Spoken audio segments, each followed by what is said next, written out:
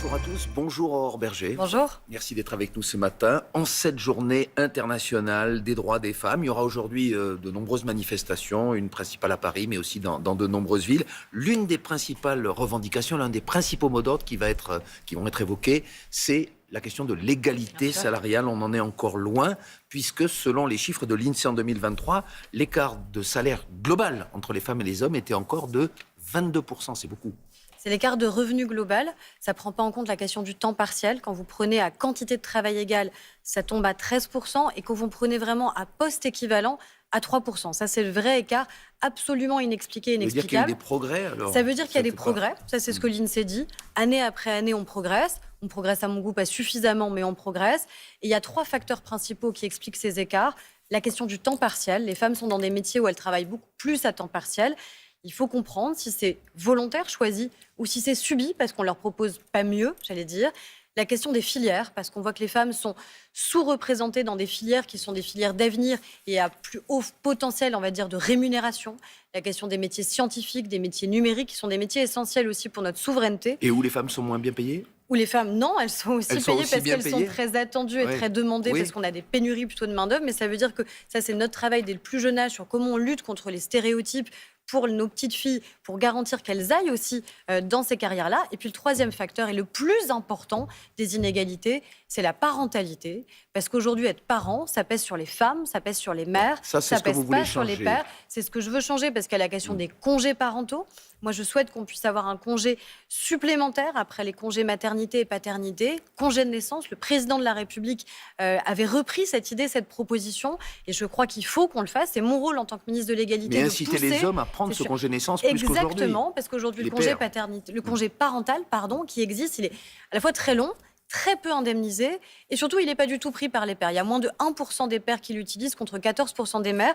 Si on change la règle, c'est-à-dire qu'on permet que ce soit un congé bien mieux indemnisé, peut-être plus court, ça veut dire sans doute qu'on aura la possibilité que des hommes et des femmes puissent le prendre. Quand même sur cette inégalité qui existe toujours, même si vous dites qu'elle s'amenuise en des écarts de salaire et de la différence de traitement entre les hommes et les femmes, qu'est-ce que vous répondez à ceux qui estiment que la réforme des retraites, qui est décriée par les syndicats notamment, est particulièrement pénalisante pour les femmes qui ont eu, vous le rappeliez d'ailleurs plus souvent, des carrières hachées? Je réponds d'abord que les retraites, c'est la conséquence de la carrière qu'on a eue ou qu'on n'a pas eue. Donc notre sujet, c'est pas juste de rattraper... Les femmes sont davantage pénalisées mais notre de ce sujet, fait. moi ce que je veux, vous voyez, j'ai 38 ans. Moi ce que je veux, c'est pas me dire on va rattraper, corriger les inégalités quand j'en aurai 62, 63 ou 64. Je veux qu'il y en ait moins tout au long de la vie. Ça, c'est notre combat. D'où la question de la parentalité notamment, d'où le fait qu'on sanctionne aussi aujourd'hui les entreprises en France. Quand on a mis en place l'index égalité, il n'y a pas grand monde qui y croyait. Depuis 2019, il y a 1001 entreprises qui ont été mises en demeure, il y a 101 entreprises qui ont été sanctionnées. Quand je parle de sanctions, c'est pas juste une tape sur les doigts. Oui, c'est les chiffres de cette semaine, d'hier même. C'est des entreprises qui peuvent aller sanctions jusqu'à 1% de leur chiffre d'affaires parce qu'elles doivent publier un index la Cour des et comptes elles doivent disait corriger. Que le ministère du Travail doit, par exemple, être plus vigilant, plus rigoureux sur ses contrôles. Les contrôles, ils sont faits. Les entreprises, là, chaque année, elles ont jusqu'au 1er mars pour déposer leur index.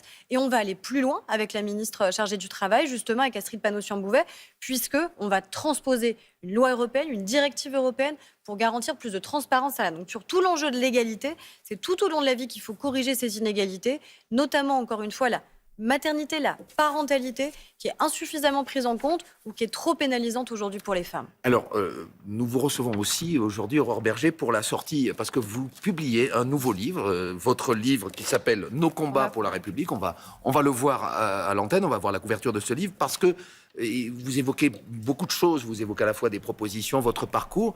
Il y a un des aspects, un des mots d'ordre, en tout cas ce qu'on entendra aujourd'hui dans les manifestations, c'est la question des violences faites aux femmes. Et dans ce livre, vous revenez sur un épisode douloureux du 7 mars 2023 où à l'Assemblée nationale, vous aviez dit, je vous cite, « Je sais de quoi je parle ». Donc c'est un sujet sur lequel, et on voit aussi dans les chiffres que malheureusement le phénomène est toujours là, vous estimez qu'il y a aujourd'hui un véritable phénomène de société qui ne faiblit pas. Parce que, encore une fois, une femme qui est victime de violence, c'est pas une affaire de couple, c'est pas une affaire privée, c'est une affaire qui concerne toute la société et sur laquelle on doit tous se sentir concernés et mobilisés. Il y a ce que la loi fait, tout ce qu'on a fait et qui a considérablement changé, formation des policiers, des gendarmes, des magistrats. Il y a aussi le fait qu'on recueille mieux la parole, qu'on accueille mieux la parole des femmes victimes, qu'on signale beaucoup plus aujourd'hui quand il y a des difficultés, quand il y a des violences, et tant mieux. Je veux dire aussi aux femmes qu'il faut qu'elles connaissent leurs droits. À partir du moment où elles subissent des violences, où elles quittent le conjoint violent, elles peuvent bénéficier d'ordonnances de protection, elles peuvent bénéficier d'un téléphone grave danger. Et ça, je crois que c'est aussi très important que chacun et chacune connaisse ses droits.